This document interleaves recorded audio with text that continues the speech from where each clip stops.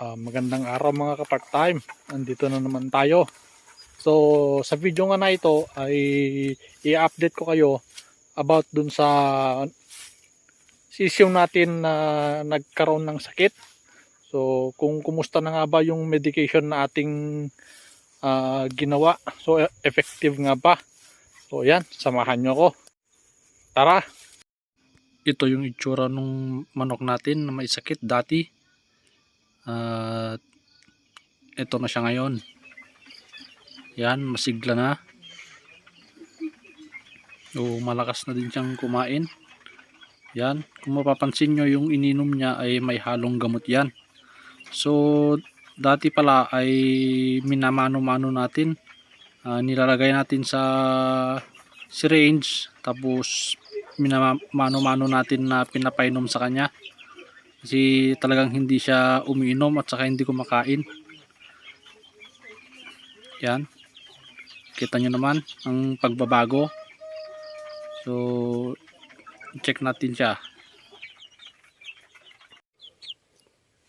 So, ayun nga mga part-time. So, ito na yung manok natin na may sakit nung nakaraan. Makikita nyo, masigla na siya ngayon. Yan. Maganda na yung kanyang balahibo.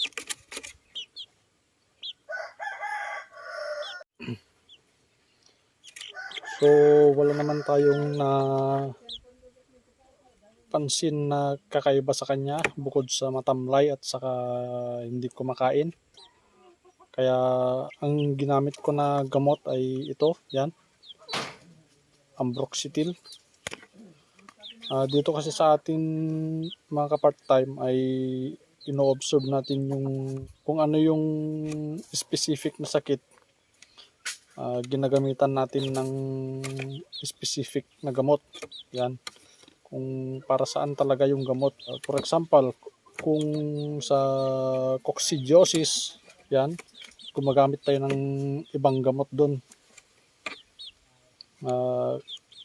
Dito kasi, ang nakuhan ko lang sa kanya, baka bakterya lang. Yan.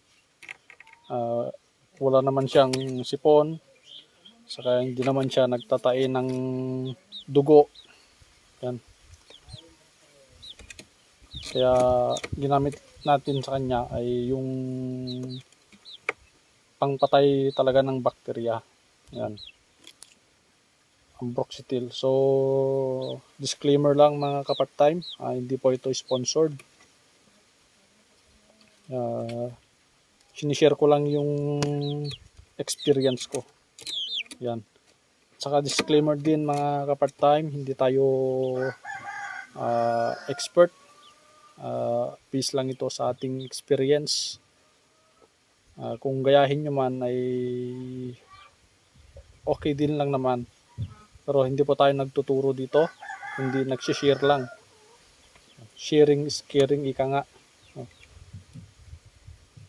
Yan. So mga ka-part-time, hanggang dito na muna. Kung hindi ka pa nag-subscribe sa aking channel, paki-subscribe mo naman at pahit na rin yung notification bell at i-share mo na rin. Yan. Hanggang dito na lang muna. Alright.